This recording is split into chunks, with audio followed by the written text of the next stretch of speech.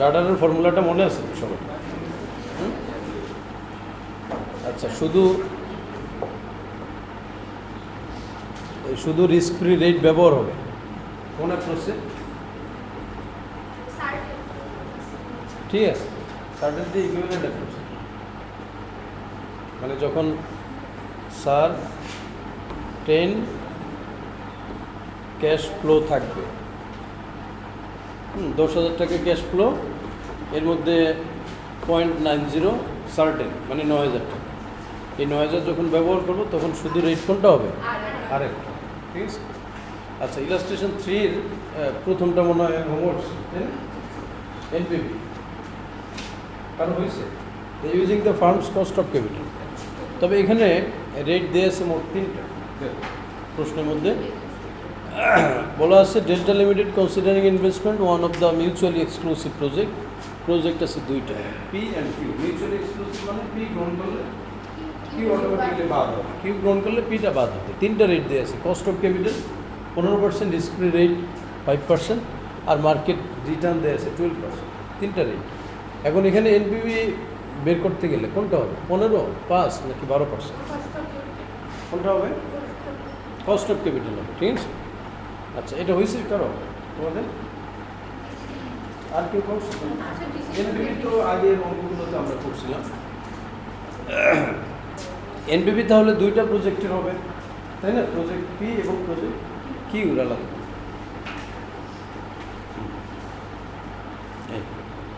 তাহলে project P এর NPV that means যে পি এর সিএফএটি, এটাকে গুণ দিব কী দ্বারা? প্রেজেন্ট ভ্যালু ইন্টারেস্ট ফ্যাক্টর দ্বারা। রেট কত পার্সেন্ট হবে? 15%। প্রেজেন্ট ভ্যালু আসে কত? 13,794। এখন এটার বিনিয়োগ কত টাকা? 10,000 টাকা। কিউর বিনিয়োগ কত টাকা? 18,000 টাকা। তাহলে এই যে টাকাগুলো 6,000 থেকে শুরু করে 3,000 পর্যন্ত, এগুলো সিএফএটি। ঠিক আছে। আর এই যে 1 আর এখানে 0.70, এগুলো বেটার মান। বেটা দ্যাট মিনস রিস্ক ইনডেক্স। যেখানে বেটা ব্যবহার হবে ওখানে আমরা বেটার মান 1 আর 0.70 এটা ব্যবহার করব। আচ্ছা, বেটা ব্যবহার হয় কোথায় বলো তো? বেটা ব্যবহার হয় রাডারের মধ্যে। ওই যে রাডারের formula RF plus RM minus RF, সর্বশেষ কি বেটা। এই বেটা যখন ব্যবহার করবো তখন আমরা ইন্ডেক্সের মানটা ব্যবহার করবো, রিস্ক ইন্ডেক্স। আচ্ছা, তাইলে এখানে এটা হয়েছে যারা করছো, এই যে 2টা এনপিভি। তাহলে টিপিভি আসছে যে 13,794 থেকে 10,000 বাদ 3,794, আর এখানে আসছে 21,075। 21,075, আর এখানে বিনিয়োগ কত? 18,000। ঠিক আছে, 3,075। আর যারা করো নাই তারা এখান থেকে দিব আমি, তুমি নিয়ে দেবো। এখন 2 নম্বরে আসো, রিকোয়ারমেন্ট 2-তে আসো। 2-তে বলা আছে ডিটারমাইন দ্য রাডার বের করতে হবে কিসে বলো? CAPM model. সিএপিএম মডেল অনুযায়ী রাডার বলছিলাম ওই যে ওইটাই, RF plus RM minus RF। ঠিক আছে। তাহলে চল আমরা রাডারটা বের করি।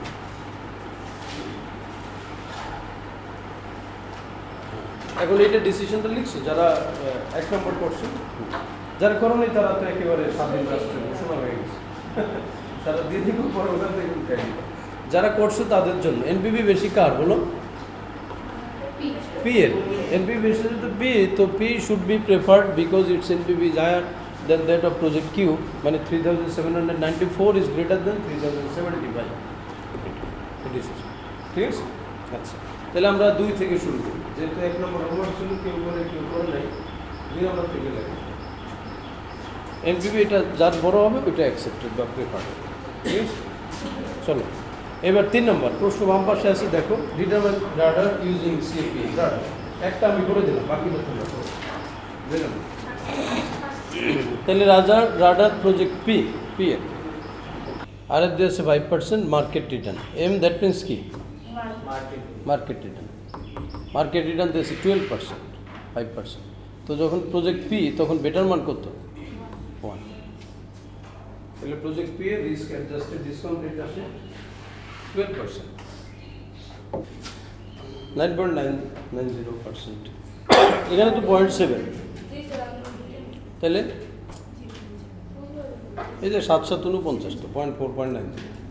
ঠিক আছে, আসছে। তাহলে রাডার দ্যাট মিনস শেষে তো রেট প্রথমে আরে দ্যাট মিনস রিস্ক, বলো রাডারের পূর্ণরূপ কি? রিস্ক অ্যাডজাস্ট, এটা থাকে তো, রিস্ক অ্যাডজাস্টেড ডিসকাউন্ট রেট লেখা শেষ সবার। তাহলে risk adjusted discount rate P এর জন্য 12%, কিউর জন্য 9.90%, শেষ লেখা সবার। আচ্ছা এদিক তাকাও, এই রিস্ক অ্যাডজাস্টেড কথাটাকে এই যে এখানে নিয়ে আসো, 3 নম্বর রিকোয়ারমেন্ট, রিস্ক অ্যাডজাস্টেড এনপিভি। বলো তো আমরা একবার এনপিভি বের করছি কিনা? এটা প্রথম রিকোয়ারমেন্ট। ওখানে কি রিস্ক অ্যাডজাস্টেড লেখেছি? যেহেতু ছিল না আমরা এই 15% ব্যবহার করে করছি। যখন রিস্ক অ্যাডজাস্টেড লেখা থাকবে তখন আবার এনপিভি বের করতে হবে, কিন্তু রেট ব্যবহার করতে হবে রাডারগুলো 12 আর 9.9%। তাহলে এনপিভি স্বাভাবিকভাবে বললে কস্ট অফ ক্যাপিটাল দিয়ে বের করবে, রিস্ক অ্যাডজাস্টেড এনপিভি বললে রাডার আগে বের করে তারপরে এটা ব্যবহার করতে হবে। ঠিক আছে, তাহলে চলো যাবো সামনে। তাহলে এবার আমি মোটামুটি অনেকখানি করে দিলাম, অ্যান্সারও আছে, তোমরা মিলাবে। এনপিভি সিএবিটি থাকবে, খেয়াল করো এখনও সার্টেনিটি ইকুইভ্যালেন্টের মধ্যে কিছু নেই, শুধু সিএবিটি আগেরটাই থাকবে। বলো প্রজেক্ট পি এর রাডার কত আসছিল? 12%, এই 12% ফ্যাক্টরও বের করে দিলাম। হ্যাঁ, ফ্যাক্টর যদি দেয়া না থাকে কীভাবে বের করবো? 1/1 + r তারপর লেখো। তাহলে তোমরা শুধু প্রেজেন্ট ভ্যালুটা বের করো, টিপিভিটা বের করো প্রজেক্ট কিউর জন্য এবং প্রজেক্ট পি এর জন্য।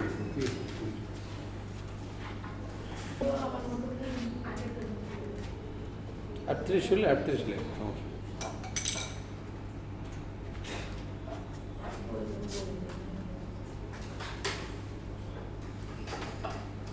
কিউ দেখো তো এইভাবে আসছে কিনা তোমাদের, তোমরা তো মনে এক টেবিলের মধ্যে করছো।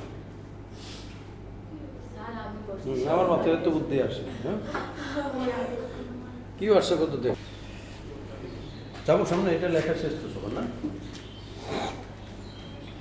দুইটার মধ্যে on the basis of radar, project Q should be preferred because its NPV is higher than that of project P, greater than less than the শেষ সবার লেখা। 4 নম্বরে compare and discuss your findings in A1 and 3, 1 R 3,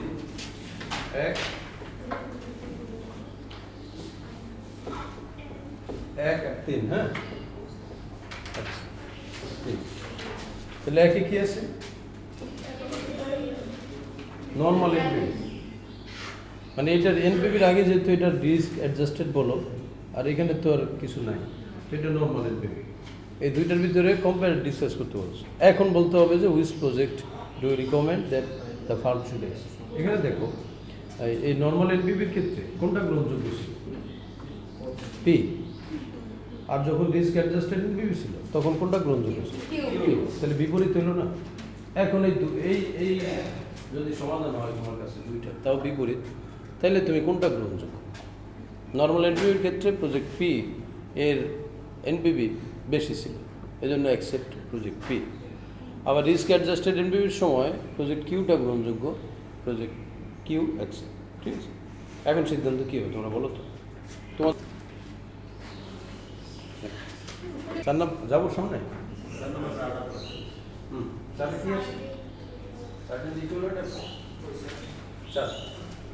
Sky Blue Limited is considering 2 mutually exclusive project. আগেরটা হয়েছে না লেখা সবার? হ্যাঁ, ঠিক আছে। 2 mutually exclusive projects, expected cash flows of this project are given. বলো তো শিমুল, প্রজেক্ট এর বিনিয়োগ কত টাকা?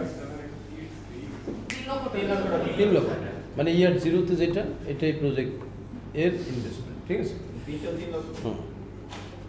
এখন ক্যাশ ফ্লো আফটার ট্যাক্স, এই যে ফ্লো, এখানে ফ্লো লেখা আছে। বলো তো ফ্লো কয় প্রকার? 2 প্রকার, একটা ইনফ্লো আর একটা আউটফ্লো। প্রথমটা আউটফ্লো আর বাকি সব এগুলো সব প্লাস ফিগারে দেওয়া আছে। ঠিক আছে, তাহলে প্রজেক্ট এর বিনিয়োগ কত টাকা? 3 লাখ। প্রজেক্ট বি এর তাও 3 লাখ। এখন ক্যাশ ফ্লো বলার পরেই শেষ কথা নয়, এখানে সার্টেনটি ইকুইভ্যালেন্ট দেওয়া আছে, এগুলা প্রবাবিলিটি নয়।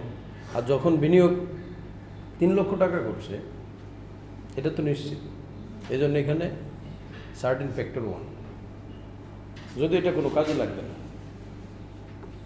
যেহেতু বিনিয়োগটা নিশ্চিত, এইগুলো সম্ভব এই ক্যাশ ফ্লোগুলো, কারণ এখন তুমি ইয়ার জিরোতে আসো, একেবারে এখন কারেন্ট মোমেন্ট পিরিয়ডে আসো, ইয়ার 1 থেকে শুরু করে 5 পর্যন্ত এগুলো ফিউচার, এই জন্য ক্যাশ ফ্লো এগুলো সব সম্ভব।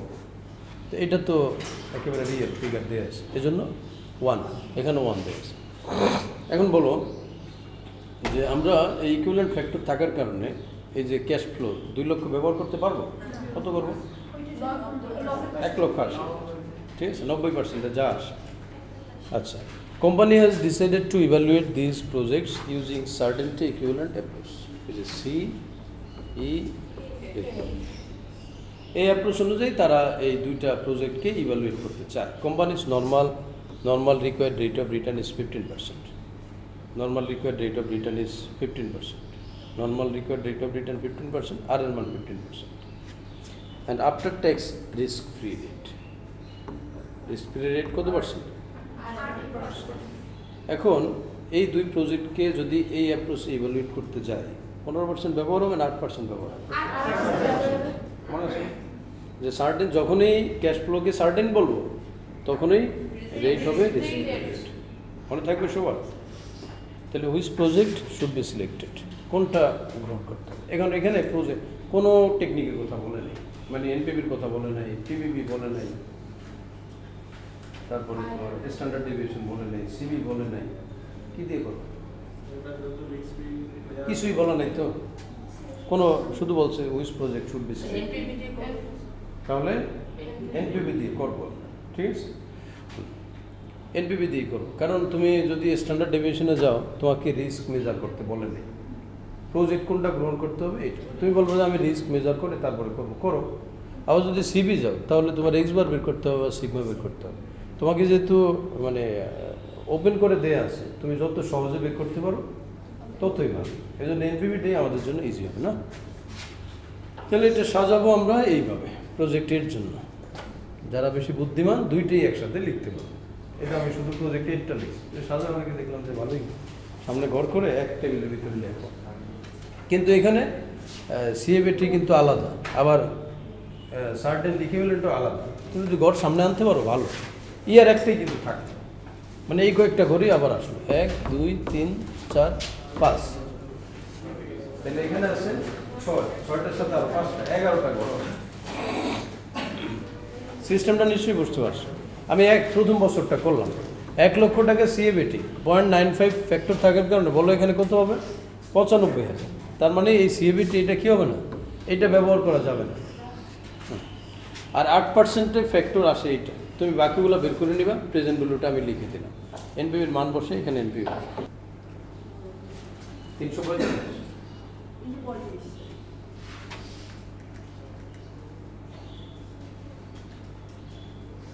তাহলে এখানে হলো 87,875, আর বাকিগুলো ঠিক আছে,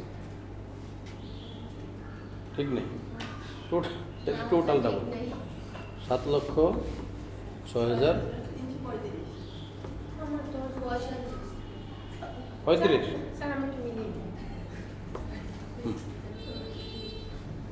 পরে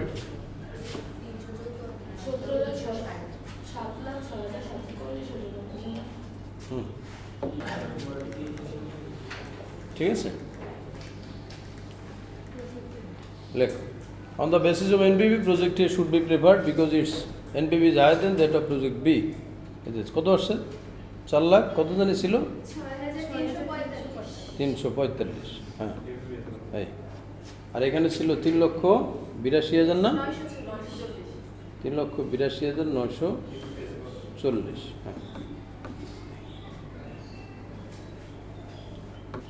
তাহলে আমরা এরপরে এই 5 তোমাদের করা লাগবে না, এগুলো একটু পরিবর্তন আমি করাই দেবো। 5, তারপরে তোমার 6, এগুলো আমার করা লাগবে। 7 নম্বরে 7 নম্বরে লাগবে না তোমাদের জন্য 8 নম্বরটা হোমওয়ার্ক থাকবে, 8 ইলাস্ট্রেশনে হোমওয়ার্ক থাকবে, ঠিক আছে, 8 হোমওয়ার্ক থাকবে। তারপরে 9 নম্বর হোমওয়ার্ক থাকবে, 9 নম্বর হোমওয়ার্ক থাকবে। 8 আর 9 হোমওয়ার্ক থাকে, ঠিক আছে? 8, 9 হোমওয়ার্ক থাকে। 8 নম্বর 9 নম্বর হোমওয়ার্ক থাকলো না, আর সামনে যাওয়ার দরকার নেই। 8 বাকিগুলো পরে দিচ্ছি, ঠিক আছে?